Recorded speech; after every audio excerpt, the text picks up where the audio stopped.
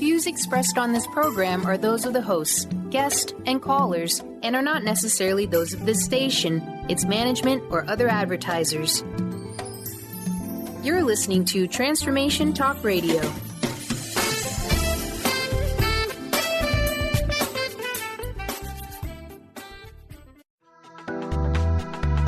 This show's audio was via a Skype call.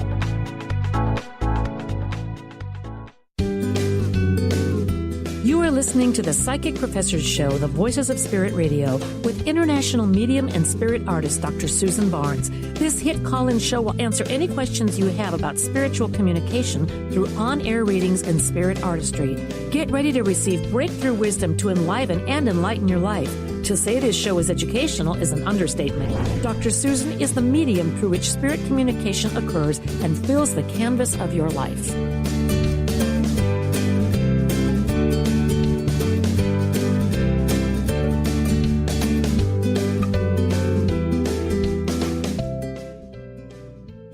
Hello, everyone. I'm Dr. Susan Barnes, and you are listening to the Psychic Professor Show on Transformation Talk Radio.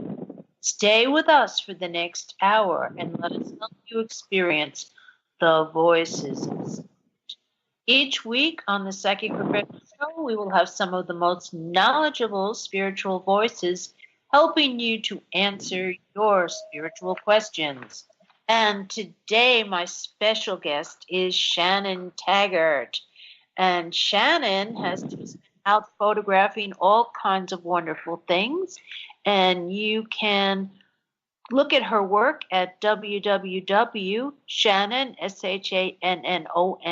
Taggart, TAGGART.com. So, welcome, Shannon. Thank you. Thanks for having me, Sue. And why don't you tell us, we'll get started, why don't you tell us a little bit about your recent adventure photographing in Europe? So I have been working on a book about spiritualism and mediumship of all forms for about 17 years. And this project began in Lilydale, New York, home to the world's largest spiritualist community. But it has brought me to places that I never dreamed of traveling associated with spiritualism, including Basel, Switzerland, where I just got back from. I was there photographing the German medium Kai Mugi, and he is now presenting seances in the Victorian, very similar to what you would see in the Victorian era. And some of the happenings in his seances have not occurred in spiritualism for well over 30 years, and in fact were much more common over 150 years ago. So it's been a really fascinating journey to start from Lilydale and then be taken to England, to Spain, to France, Switzerland, parts of the East Coast of the U.S. I never imagined that the project would expand into such a wide-ranging project, but it has. Well, that sounds great. That sounds wonderful. And I know, now I have a question for you. How did you get hooked up with people in Uruguay? Because you didn't mention South America. Oh, well, Uruguay, I actually will be in Uruguay in April as part of a photo festival where I will be exhibiting some of my images from my forthcoming book, SÉANCE. And so what is going to happen in Uruguay is some of my images will be printed about 7 feet tall and will hang around the city with other photographers' works as well. But it will be my first exhibition of this type ever, and I'm very excited about it and excited to get the word out about this body of work, especially in South America, where there are other forms of spiritualism happening, such as Espiritismo and Spiritism, which is happening in Brazil. And so it's going to be really interesting to see how people respond to the images there. Yeah, well, I would imagine because some of your images are a bit unusual. So it's going to be putting them up that size is going to be very interesting. Yes, that is one of the main challenges of this project, is that spiritualism has this very unique, bizarre, absurd, sometimes disturbing photographic history. It's the images of the iconography of spiritualism through photographs is a very dramatic one, and it's an often forgotten history. And my work is building off of this visual record. It's building off of this visual history. And so when people see my images, they find them very unfamiliar. They don't realize many times that I'm building off of a tradition in photography that is often forgotten or ignored or disregarded. And so part of the challenge of my project is contextualizing my work with words and historical images in order for people to understand where I'm coming from with the project. Yes, that makes a lot of sense. Why don't you give us an example of some of the historical types of images you're talking about?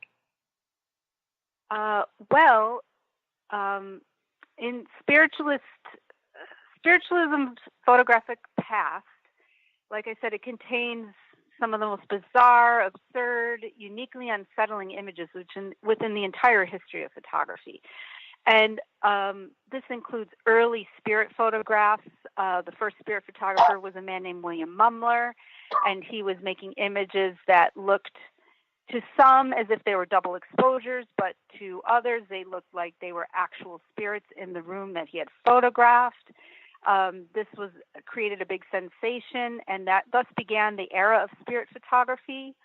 But some of the most dramatic photographs of mediums are mediums taken during seances, and these show bodies contorted in various states of trance, where there's a lot of movement or bodily contortions, and there would be, in many of these images, streams of white that is the substance called ectoplasm. Now, for many, the way I kind of contextualize ectoplasm for many people is they've probably heard of it via the film Ghostbusters.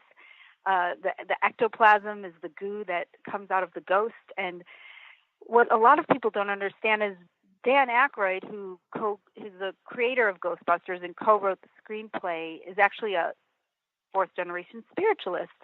So he's drawing that ectoplasm term right from spiritualist practice. So when I say ectoplasm, sometimes people understand that it's, they think of that green goo, but in actual spiritualist history, it's white streams that kind of emerge from the bodies of the mediums and take form and take shape.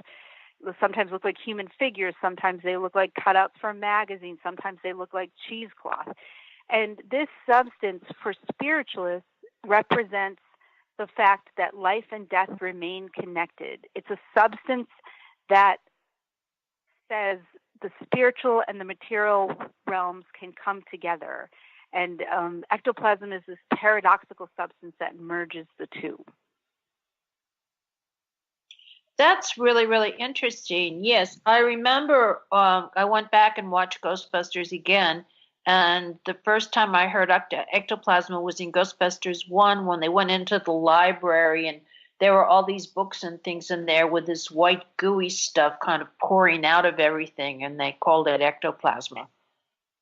Yeah, I guess in some of the marketing it looks green. But yeah, thinking of, you'll see the streams hanging on the library cards, and it kind of looks like in Ghostbusters it looks kind of clear, less white. But yeah, that's a hilarious scene when they the ghost appears in the library and they say "get her," and then she chases them out of the library. And of course, Bill Murray, I think, is slimed with ectoplasm in that. Right. I think he gets slimed a couple of times. Oh yeah, I think he gets slimed in the hotel. Oh gosh, I gotta rewatch it. It's all kind of merging in my head as images. Yeah, but the point is that Aykroyd took that term, used it in the film, but there really is a other meaning for it, and it is a substance that mediums do try to create. Yes, it's kind of like some regard it as like a spiritual ether that can be invisible. It can create atmosphere or temperature changes or changes in the body, or it can thicken into these white things that you see. This is, and it's a very controversial topic. Many people don't believe it. They believe it's all fake. Most of the spiritualists I have met believe in the reality of ectoplasm. I think it's a very controversial topic for many. Yeah, it is. It is. And because it is controversial, I mean, some people poo-poo it as not real, but I have seen it enough times with enough different mediums under circumstances where there was not fraud. You know, the light was going on, light was happening and things, so I don't think there was fraud going on. So, yes, I believe in ectoplasm. And I know you do, too. Yes. Well, that's when I first started photographing spiritualism. All the spiritualists I talked to believed in ectoplasm, but they believed in the reality of it. But the seances that they use to make ectoplasm appear, they're called physical seances. And when I started photographing spiritualism, which was in 2001, there was not very many physical mediumship seances happening in the United States. Yes, hold that thought. Hold that thought on physical seances, and we'll get back to it in a minute because we have to take a break. And now we're going to take a break.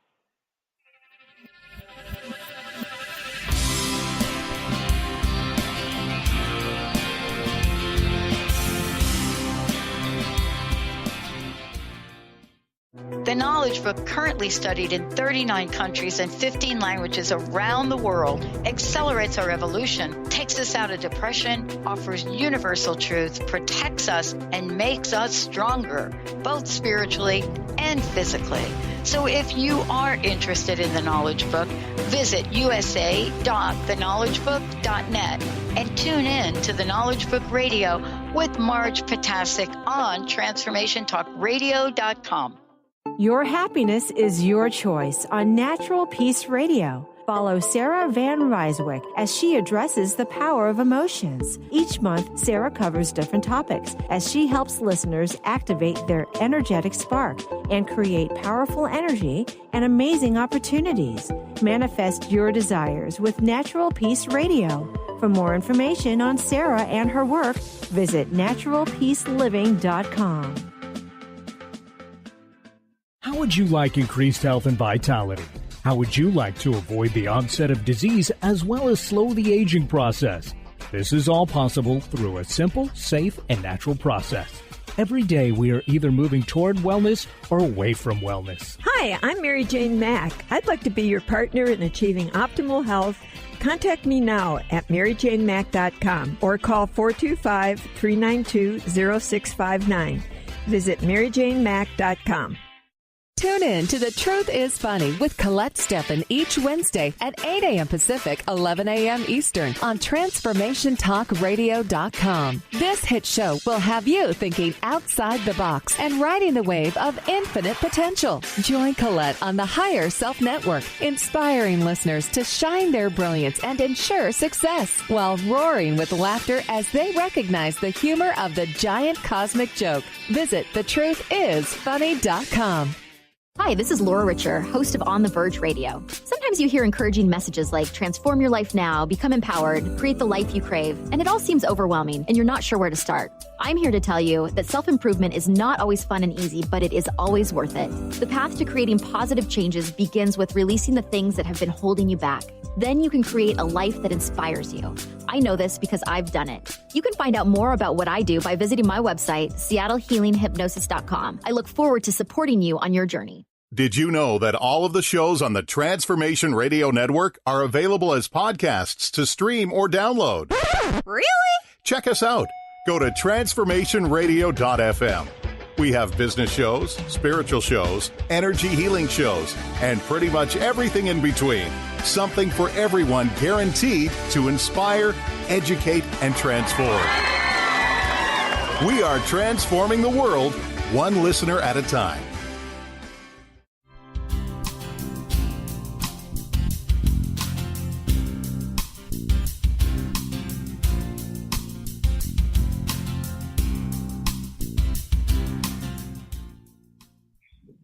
And we're back on the Psychic Professor Show with Dr. Susan Barnes. And my guest today is Shannon Taggart. But before we have Shannon come back, I just want you to know that you can find out information about the events that we're doing by going to the Spirit Art Gallery at www.spiritartgallery.net. And I haven't posted it, but I have the whole physical mediumship meetup scheduled now. I just have to finish typing it up, and it'll be up there shortly. And we're going to come back to Shannon and talk about physical mediumship. Shannon. Yes. So as I was saying before the break, when I began my project in 2001 in Lilydale, New York, which is home to the world's largest spiritualist community, there was very little physical mediumship going on. Now, I want to distinguish that. So for most of what we see of mediumship, it's clairvoyant mediumship. It's very much like what you would see on television shows like The Long Island Medium or Crossing Over with John Edwards. It's people talking. It's in rooms with light. There's nothing hidden about it. It's just, you can even, in Lilydale, they do message services outdoors in the woods. But physical mediumship is when the mediums do the more Victorian traditions where they try to create physical effects. They try to have the spiritual act upon the material world. And this often happens in dark rooms, often pitch black rooms. And I think, I didn't see anything on the Lilydale schedule until, I think, 2003. There was something with the medium's cabinet that the medium Rose Clifford from Ireland did, where she built a medium's cabinet. Now, a medium's cabinet is essential for physical mediumship. For many of it, it's kind of like a staging area where the medium sits. Often it's said to condense energy. It's like a little closet or it almost looks like a little stage sometimes, depending the type of curtain that people use. But it's a cabinet, and it's most likely inspired by the Native American tradition of the Conjuring Lodge, which Native Americans would use these small little structures, again, kind of closet-like. That's something I could describe them, like little cabinets where they would go in to talk to the spirits. So it's most likely inspired from Native American tradition. But the medium's cabinets have been around since the 1850s. And I was curious if mediums still use such things as cabinets. And it took me a long time, but I did find that there was a lot more interest in this type of mediumship in England. And this is because of a thing called the skull experiment. Now, Sue, do you want to give some context on the skull experiment, or do you want me to? Well, you go ahead. I'll just say that, yes, today I am working with Robin Foy and the Spiritualist Science Foundation so that we are trying to explore more research on physical mediumship. So if you want to describe skull, go ahead. So Robin Foy is one of the 4 sitters from a thing called the skull experiment that they in the 90s, I believe it began in 1993 in England, in Skull, where the Foys had a home, and they had a small circle with 4 people, and they created a lot of physical phenomena. It was a big sensation. People from the Society for Psychical Research were studying them. People from all over the world were coming to see what was going on. It lasted several years and then stopped, but they created video, photos, lots of physical effects, and people were amazed by this and couldn't understand how they were doing it. And then Robin Foy became very vocal about how you do a physical seance, and was very much believed that spiritualism should still be doing such things. And this spread, and there was a society called the Noah's Ark Society, which was trying to bring back physical mediumship in England. So it slowly grew. And also places like Arthur Findlay College in England, which is a spiritualist learning center, and it's kind of described as the Mecca of spiritualism, overseas.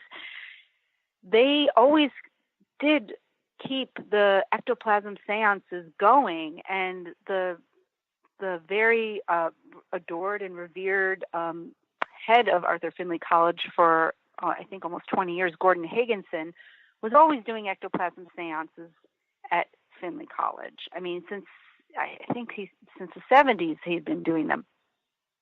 So this was still kind of alive in England, and then started to grow with the skull experiment. And that's where I ended up finding most of the physical mediums I ended up working with and photographing for my book.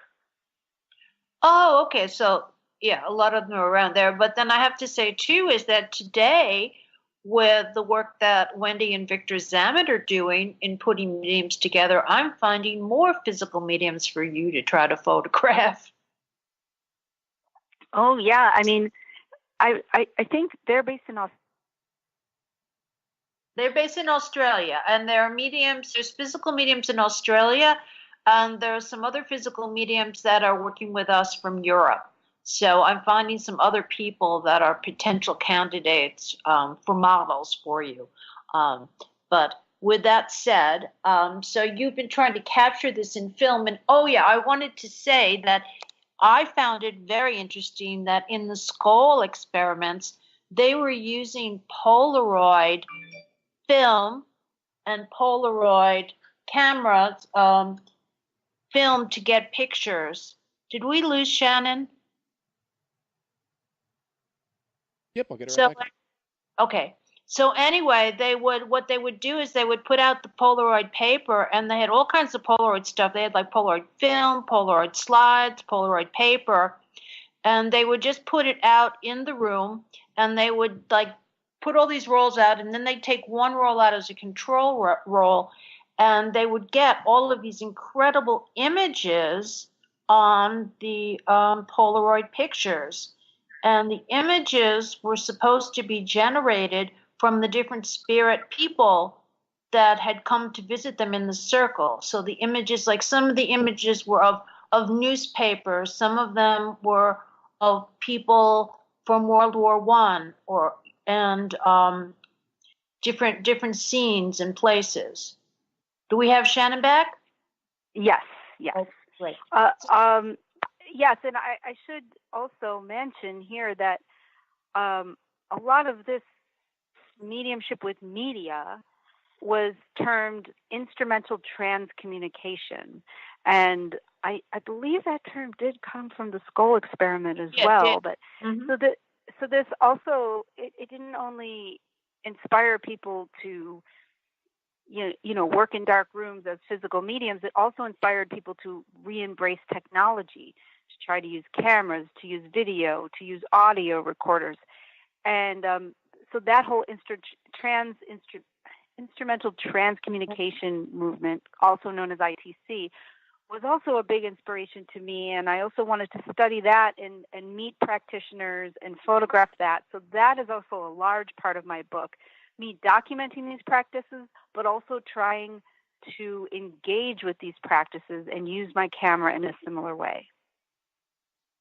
That's really interesting. And I know that you've been able to do that because you have gotten some amazing pictures. And you might want to tell people, you don't really use a lot of tricks or special effects, do you?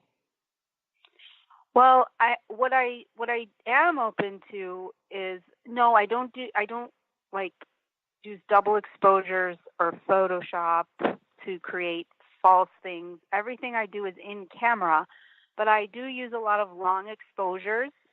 And some people say, well, that's meaningless. It's just a long exposure. But it's something I think is very interesting to work with, and I have been for a long time. And it's not just long exposures. It could be short exposures when, in certain situations. But I do play with the time speed quite a bit. Yes, but I would add that when you do that, though, sometimes in some of the images, you get effects, like you get a second face appearing, or you get faces appearing in the mist. Yes, and I mean, when photographers see some of these images, they say, "Oh, that's just it's just a meaningless long exposure. It's just that way." But often I will get these strange synchronicities where what appears in the long exposure actually corresponds to the mediumistic experience, or like what is being said to have happened. There are these eerie synchronicities. So it's something I don't dismiss. And I love leaving the interpretation open to the viewer so that they can see it. I've been and also part of doing the long exposure is to automate the process.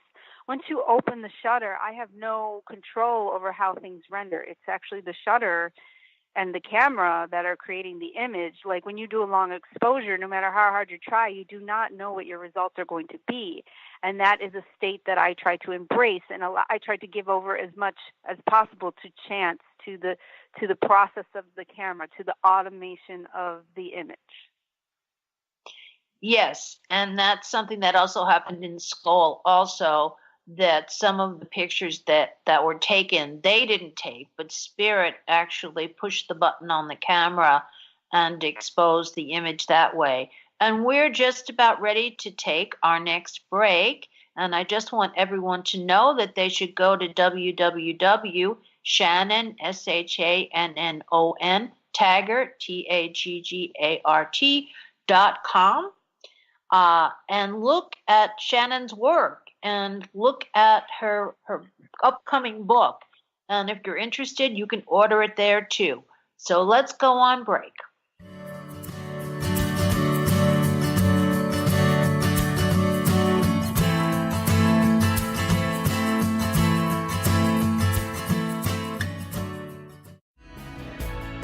Tune in to Mainstream Metaphysics Radio to harness your connection with the universe to effect change for optimal success and happiness. Named one of the country's top psychics, Eve now brings her insights and gifts to this weekly hit call-in show, joined by visionaries, leaders, and gifted others, but mostly you. Jot it down, Thursdays, 10 a.m. Pacific, 1 p.m. Eastern on TransformationTalkRadio.com. The Truth is Funny. Shift Happens with Colette Marie Steffen is excited to welcome Karen Benton as a monthly guest host. Tune in on the third Wednesday of each month at 8 a.m. Pacific Time to regain confidence and trust in your capacity to create change in your life, your health, your family, and your well-being. Karen Benton is a mother, nurse practitioner, certified body talk practitioner, Franklin Method instructor, and owner of Limitless Living LLC. For more information about Karen, visit KarenBenton.com. Did you know that all of the shows on the Transformation Radio Network are available as podcasts to stream or download? Really? Check us out. Go to transformationradio.fm. We have business shows, spiritual shows, energy healing shows, and pretty much everything in between. Something for everyone, guaranteed to inspire, educate, and transform. We are transforming the world, one listener at a time. Stay juicy.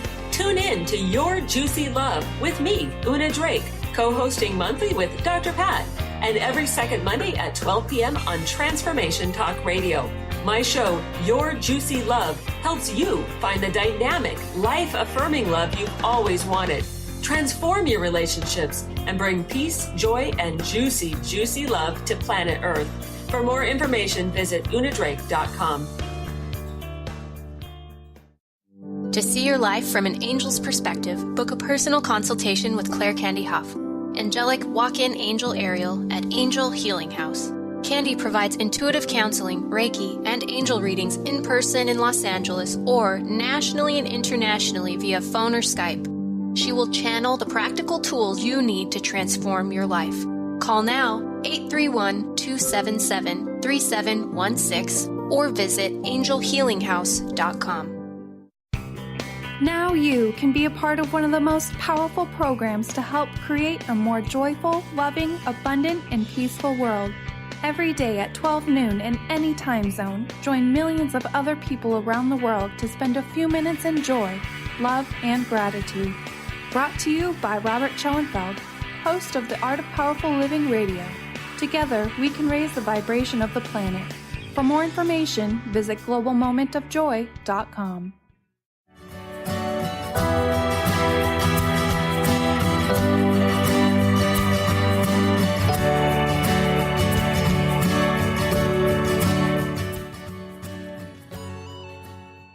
Yes, and we're back on the Psychic Professor Show with Dr. Susan Barnes. And just to let you know, the show is sponsored by the Spirit Art Gallery at www.spiritartgallery.net. And all of our activities are going to be posted there. We're going to have a lot of workshops this summer. We're doing our physical mediumship meetup. And Shannon's going to be there for that. And she's going to be around talking about her pictures and showing people some of her work.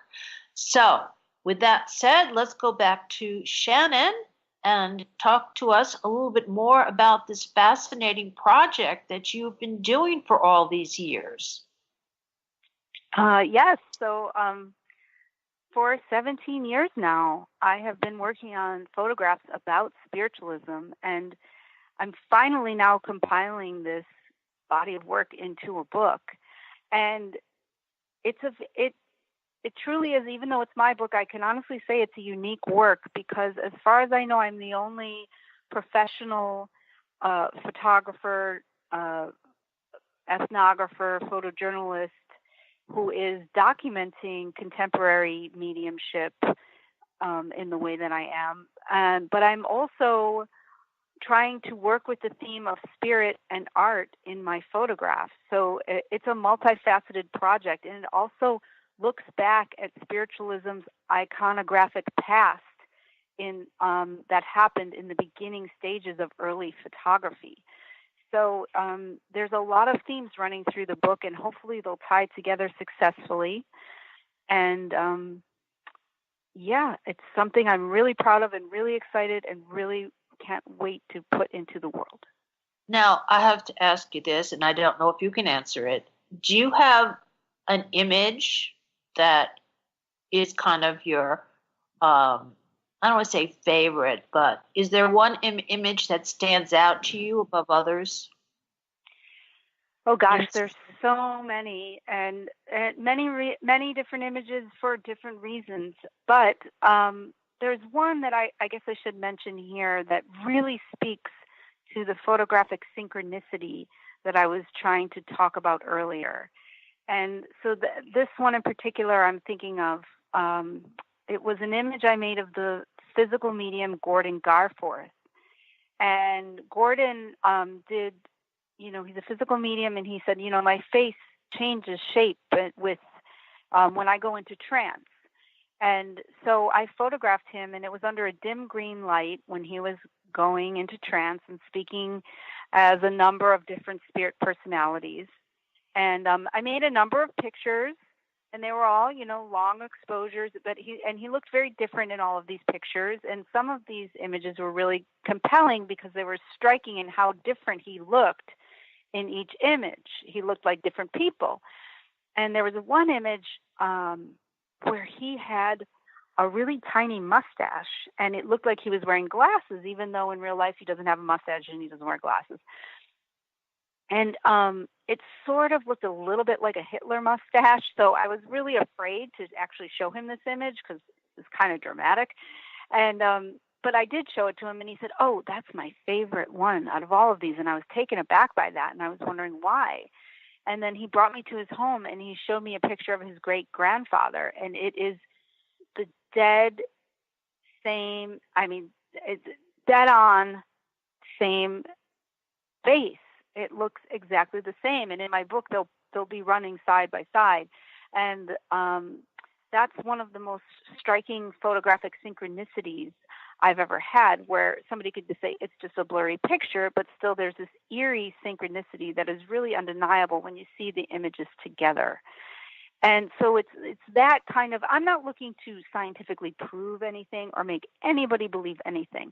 I'm trying to raise questions and probe consciousness and create images that make you wonder or contemplate mediumship. So, you know, I'm working as an artist, not a scientist, so I have the luxury to be looser with the way that I work, obviously. And I find that some people are confused by the fact that I don't want to create evidence or prove things beyond a reasonable doubt. And also some people, skeptics, are confused by why I don't just want to make fun of this whole thing and kind of tear it down and you know, show it as the farce that it is. I've gotten both criticisms, and I am comfortably like to be on the place of mystery and to mine the photographic process and to ask as many questions about mediumship and how it affects the physical as I possibly can. Yeah, but I'd also think that your work is forcing us to look at some historical photographs that have been traditionally left out of the history of photography. Yes, absolutely. I mean, that was one of the most shocking things to me when I began my project, because I went to RIT, Rochester Institute of Technology in Rochester, New York. And for those who don't know, it's kind of like the photo school in the United States.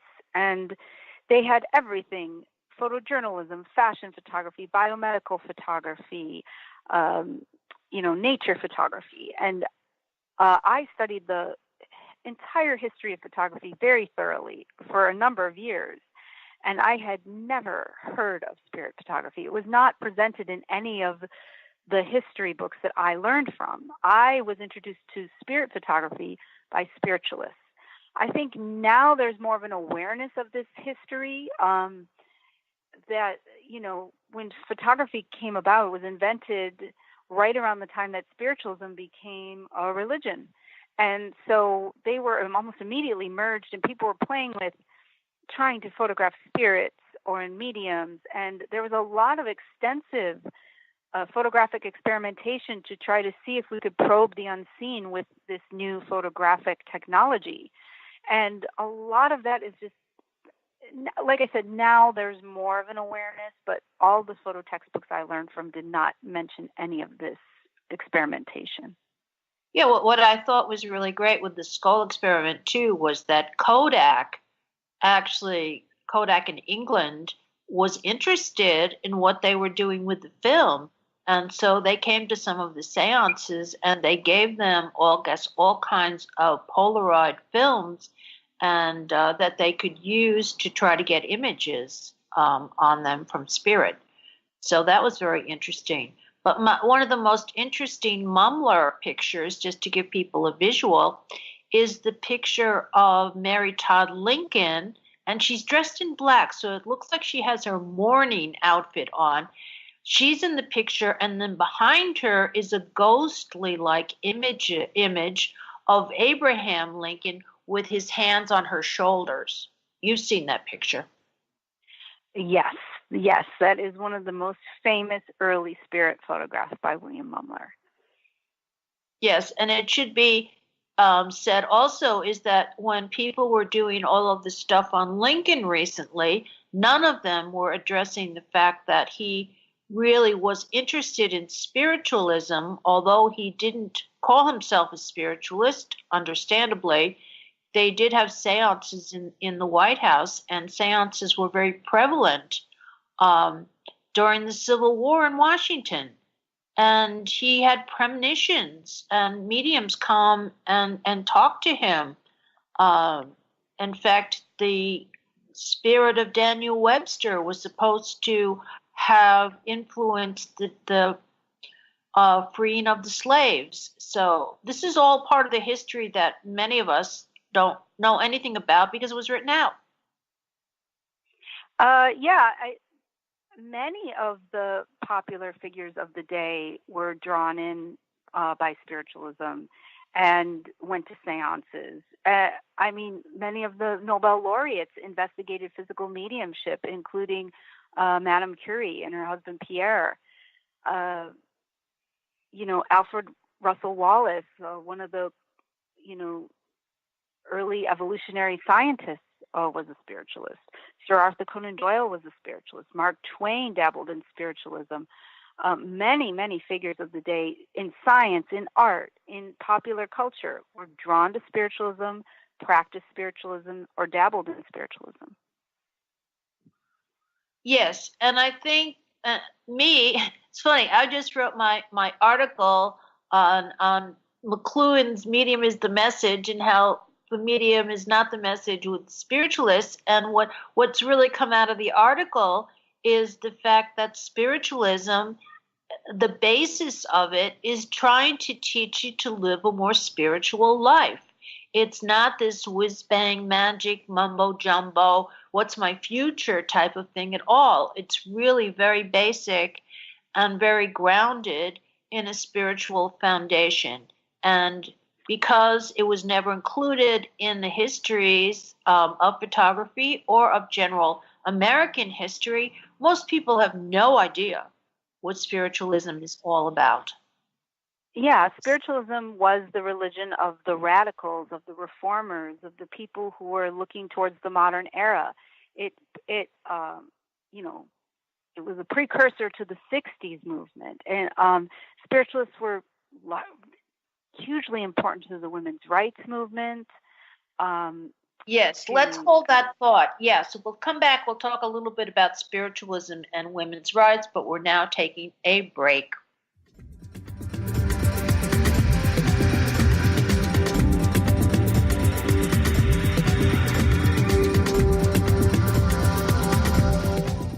Are you ready to make deep, lasting, transformative changes? Then tune in each month on Transformation Talk Radio for Susanna Jameson's hit show, Love, Light, Sound Radio. During her show, Susanna inspires and supports spiritually and health-conscious individuals all over the world to reconnect with their hearts, their inner peace, and balance. Love, Light, Sound Radio. Transformation happens here now. For more information, visit SusannaJameson.com. Ignite your inner magic on Grow Your Soul Radio with Jane Matanga. Tune in each month on Transformation Talk Radio as host Jane Matanga explores how to overcome your fears to help you gain the inspiration you need to awaken your path to joy. Learn the way to life mastery and the enlightened path with Grow Your Soul Radio. For more information on Jane Matanga and her work, visit enlightened-path.com. In this day and age, if you don't reinvent yourself, you may never find balance, peace, and the sustainable life that is your birthright. Angela Watson Robertson, known as the Reinvention Warrior and the host of breakthrough radio show Masters of Reinvention, is here to help you reinvent every area of your life. Tune in and hear from the best in the personal transformation business and discover tips and tools for positive change. Live every month on Transformation Talk Radio. Do you know how to achieve wellness in all areas of your life? Hi, I'm Mary Jane Mack. Signs of wellness are a capacity to love and ability to nurture, a sense of purpose, a good sense of humor and plenty of fun in your life, a concern for others and a respect for the environment, a conscious commitment to personal excellence, a sense of balance and integrated lifestyle, and capacity to cope with whatever life presents. Well, people enjoy their lives and want them to last as long as possible. That's why the wellness mindset usually accompanies other constructive, healthy lifestyle habits. By adopting a wellness mindset and behaviors like eating well, taking the right nutrition for the body, exercising, and saying affirmations are just a few things to structure a healthy system of values and beliefs. I will be your wellness coach to help you achieve a wellness lifestyle. Call us at 888-777-4232. That's 888-777-4232. And visit us at MaryJaneMack.com. Wow. Hey, everyone. Welcome. Welcome to the Dr. Pat Show. This is Talk Radio to Thrive By. I'm telling you, I got to pinch myself some days because when each of us gets called to do something that we so not thought was in our wheelhouse to do for a purpose that's so much greater than us, we get to show up and shine. If you would like to show up and shine on the Dr. Pat Show as a co-host or sponsor, send us an email to inspire@thedrpatshow.com.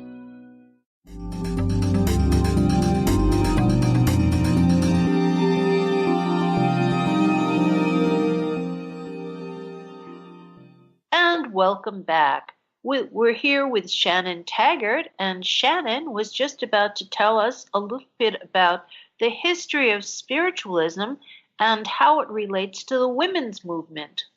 Shannon? Yeah, so earlier we were talking about how people don't really understand the cultural impact of spiritualism and how it really was, drew the biggest thinkers and reformers and most radical people who were looking forward to the future for marriage reform, child welfare reform, vegetarianism, health reform, and most dramatically, women's rights movement found a partner in spiritualism. Spiritualist platforms such as Lilydale were one of the only places where women could speak legally. It was illegal for women to speak on public platforms before they had their rights. And Susan B. Anthony would spend a lot of time in Lilydale, and so did Margaret Sanger, the founder of Planned Parenthood, Marion Skidmore. Many of the suffragettes found an ally in spiritualist theory and practice. Not all of the suffragettes were spiritualists, but they respected and appreciated the platform that spiritualists offered them. They offered women equal rights. They saw women as equals. And this kind of extends to the topic that spiritualism was really important, the very birth of modern art. And it is only now that art historians are looking back and saying, oh, there are these women spiritualist artists who were working abstractly who predate Kandinsky, and some by 50 years. There's one in England called Georgiana Houghton, who predates Kandinsky's work by 50 years. And this work is now being recognized. There's shows in London of Georgiana Houghton and Hilma af Klint, Ethel La Rossignol. These women were, written out of art history, and mostly because they were working mediumistically. And now people are going back and reassessing, specifically Hilma af Klint and Georgiana Houghton as the true pioneers of abstract art, who influenced Kandinsky himself, who is supposedly the father of the movement. Yeah, well, they'll go back and they find that there were actually but yeah, and it's really interesting because there have been other artists that are well known and in the mainstream of art history who were involved with spiritualism in one way or another, and that part's also been written out in most of their bios and histories. Yes. Edvard Munch is one who jumps to mind immediately. Oftentimes you go to museums and you'll see like Anna Nemenkova, I hope I'm saying her name right, artist, I think from Czech Republic, and she found mediumship in her mid-50s and was doing mediumistic paintings. And I actually saw one of her works in an art museum in New York, completely devoid of its spiritual significance, when that was the main purpose of her work. So it's interesting and very exciting to see art historians kind of grappling with these complicated narratives of artists working with the assistance of, they say, of spirits. And also, spiritualism heavily influenced the Surrealist movement, the use of the trance state, the automation, all of that was kind of co-opted by the Surrealists, although the Surrealists assigned the agency to that of the unconscious, not the spirit world, but it's the same practice, and they were directly influenced by spiritualists. Yeah, well, so were the symbolists. Mm-hmm. Oh, there are many symbolists from the symbolist movement, which the symbolist movement never was an easy fit within the art history that I learned. I think it's now starting to get put in there more, but a lot of the symbolists were also interested in spiritualism. So there's a lot. Yes. Yeah. So there's a lot of changes now that art historians are beginning to recognize and look at that's been neglected in the past. Yeah, and this is, I should explain to the audience that you and I produce a lecture series at Lilydale every year called The Science of Things Spiritual. And the partial motivation, I think, for both of us behind this series is to present this fascinating spiritualist intellectual history. Nowadays, especially because spiritualism is waning in the United States, but it's lumped in with kind of everything that is New Age. And it has its own completely different history that ties into some of the most exciting moments of the 19th and early 20th century. And this is often forgotten. And also that spiritualism has, parallels in so many other cultures and other practices. It's just like kind of a Western way of embracing the spirits of the dead into the present, which has happened in many cultures throughout time and history, which for our culture, unfortunately, is a strange thing, but for almost every other culture, it's not something that's unnatural or strange. Yeah, I think of Chinese culture with the ancestors, and that's an important part of their culture, is paying tribute to the dead. And of course, Native American culture, which predates spiritualism as a philosophy, very much has. Yeah. So I think it's important to not only look at this incredibly fascinating spiritualist history, but also put it in context with other cultures and other practices, and see how it is similar, how it resonates in a similar way. Well, I think you do a little bit of that with your work as well, because you look at some other traditions. You've photographed, what is it? Am I thinking the voodoo people? Yes, I have. I spent a number of years photographing voodoo ceremonies, and that was kind of in order to see how it was similar and how it was different from spiritualism. And it's very different in some ways, but there are some similarities, particularly the use of the trance state.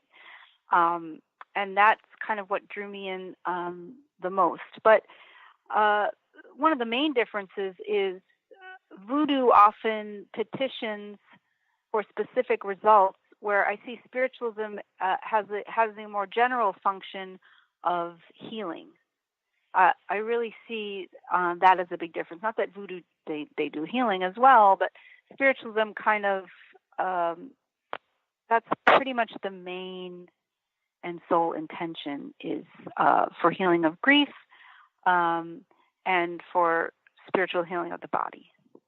Yes, and also just for spiritual healing in general, to try to get people to live more spiritual lives. I mean, right, guidance and knowledge. Yes. Right, and when all of that happens in voodoo too, but it's that's a lot more complicated system with a very different history, I found. So and with that, everything moves so fast, you have to photograph it with flash, and that's what I did. It's black and white flash versus my color long exposure that I use for spiritualism. Well, with that, we're just about at the end of our program, and I just want to thank Shannon for being with us today and remind people that they should go to her website, www.shannontaggart.com, and look at her images and order her book. And yes, I should explain about that, right? Well, do I have time to explain? No, but you have time to say one last word to everybody. I had a pleasure being here with you, Sue. And if you can find out more about my book and how you get it via this pre-sale that's on sale now, it's shannontaggart.com, and everything is described there, so you can get more context. But it's basically in a pre-sale mode, and you can get your name listed as a patron inside if you buy it via this pre-sale. Well, thank you very much, Shannon, and I'll say thank you to our audience. Until next week. Thank you. Yes. Thank Goodbye. you. Thank you. Bye. Bye. You've been listening to the Psychic Professor Show with Dr. Susan Barnes, the Voices of Spirit Radio. Dr. Barnes' deep knowledge of spiritual issues provides an hour of lively talk and discussion about everything from historical facts to transcommunication. To download this show or any past shows, or to learn more about Dr. Susan and her spirit-inspired art, visit spiritartgallery.net.